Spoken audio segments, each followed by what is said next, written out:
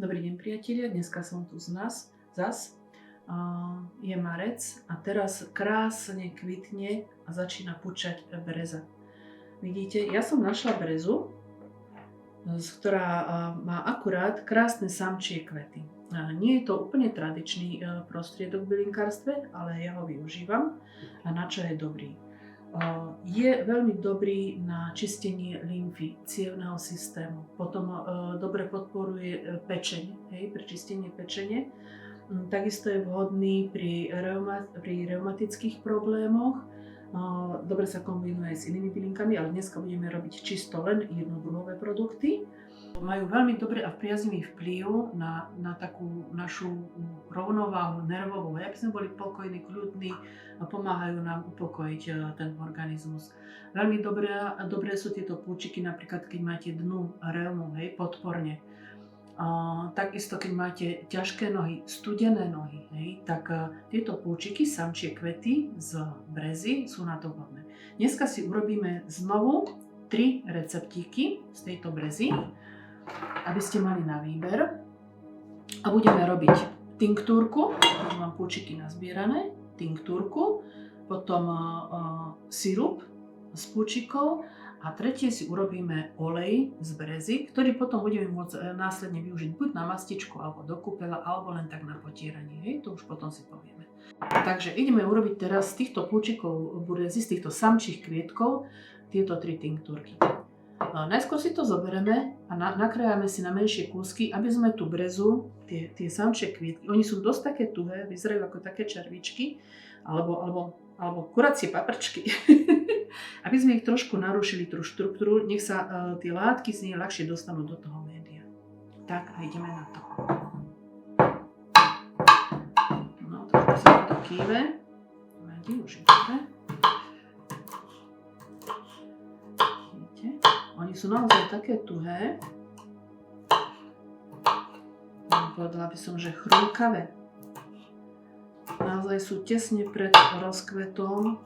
Našla som ich v ideálnom období. V podstate z nich vzniká taká gemoterapia. Až tak by som išla do toho. Že tie látky, čo sú tam, ten peľ, všetko je to tam uzavreté.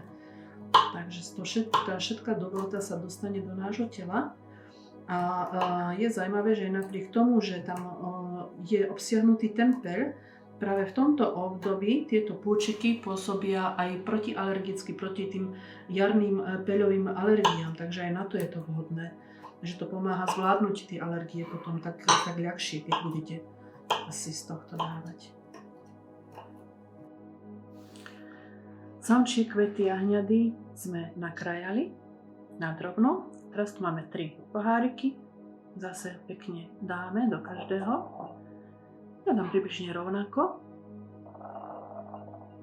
alebo možno, že aj nie. To uvidím ešte, ako ma napadne.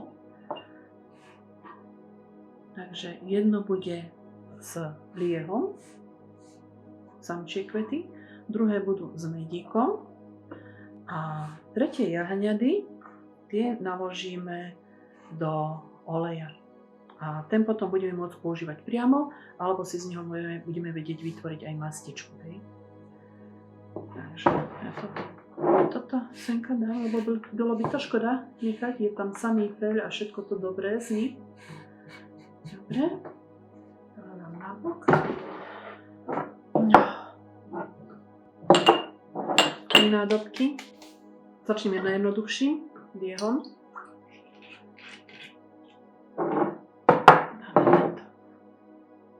Zalejeme liehom, zase klasicky stačí vám obyčajná vodka 40 stupňová. Niektoré bylinkárky akože odporúčajú 50 stupňovú. Áno, je to fajn, ale mne stačí táto 40, tie účinky sú tam potom premiešané. Týchto riadne navlhne. Základ je, aby ten samčí kvet pokrájaný bol dostatočne zakrytý, nech nevytrča. Takže jednotku máme. Dvojka, dáme medík. Ja už, ako som vám vravela, klasicky najradšej mám agátový med, ktorý ostáva taký tekutý, nekryštalizuje nám.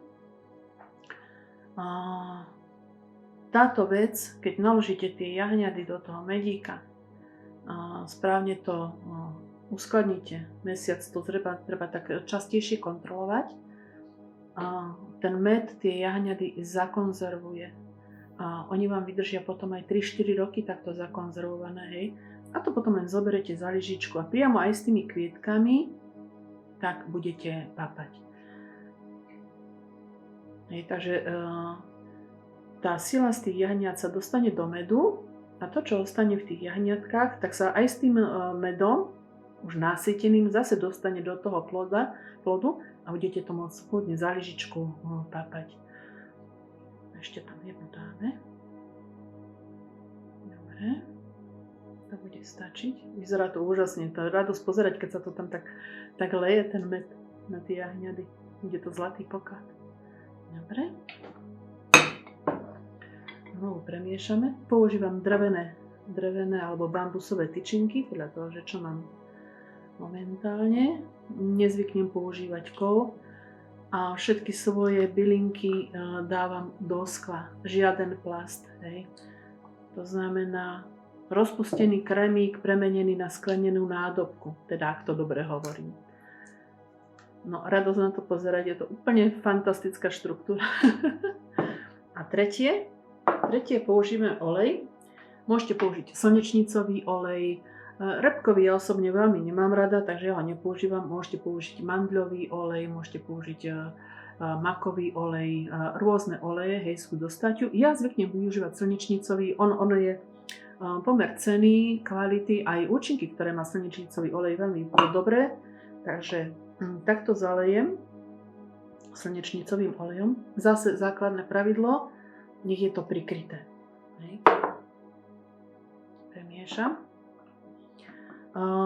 Tu je veľmi dôležité pozerať, aby vám to neplesnivelo, takže ja tento olej nechám postať jeden deň a potom ho dám do vodného kúpeľa, aby sa mi to trošku prehrialo, hej, aby to nevralo, aby sa to prehrialo. A toto zo párkrát zopakujem. Tie látky z toho samčieho kvetu sa potom ľahšie dostanú do toho oleja a bude silnejší a intenzívnejší a vyparí sa tá vlhkosť, ktorá v tých jahňadách predsa len trošičku je. Hej. Na to treba dávať naozaj pozor, aby vám to nesplesnilo.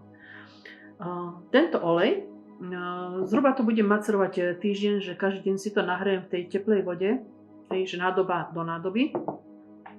Po týždni už bude nachystaný tak, že buď ho môžem používať priamo na masáž prstov, že natrete si a budete si vidieť, ja tie hánky mám tiež už riadne pošahané, natrete si a vmasírujete si ten olej z tých jahňat priamo do rúk, alebo si z neho urobíme mastičku. To uvidíme na budúce. Dobre? Takže olej s jahňadami, medík s jahňadami a riech, tinktúra s jahňadami. Priatelia, máme tu záver dnešného videjka. Rekapitulácia. Zberali sme samčie kvety brezy. V tomto období kvitnú. Nie každá breza ich má, lebo sú samčie a samičie kvietky. Samčie kvety brezy vhodné na čistenie krvi, lymfatický systém, na očistú pečenie, na upokojenie nervového systému, keď ste nervózni, podráždení. Potom, keď máte dnu, artrózu, reumu, podporuje vyplavovanie jemne močoviny kyselinej, to znamená aj na dobličky, trošku pomáha im. Využili sme ju teraz na 3 spôsoby. Nakrajané samčie kvety v liehu, bude tinktúrka. Potom nakrajané samčie kvety v medíku, v agátovom, bude sa papať takto za lyžičku. Veľmi dobré, môžu aj detičky. A potom tretia vec, samčie kvety nakrajané v oleji, necháme to macerovať, budeme to zohrievať a vznikne nám z toho olej, ktorý budeme môcť používať buď priamo na potieranie, ale lepšie je potom z neho urobiť mastičku, to vám zase potom ukážem, ako keď to bude vyluhované, urobíme mastičku, ktorá bude pôsobiť naozaj na tie naše boľavé reumatické kosti. Takže toľko dneska z brezy a dúfam, že sa vám páčil tento receptík, alebo dokonca 3 recepty. a napíšte mi, čo sa vám páči, čo sa vám nepáči. Ja budem veľmi rada, keď si začiarknete, že odoberáte, aby vám nič neušlo, aby ste boli stále pri našom tvorení a pri tom, čo príroda dáva. Prajem pekný deň.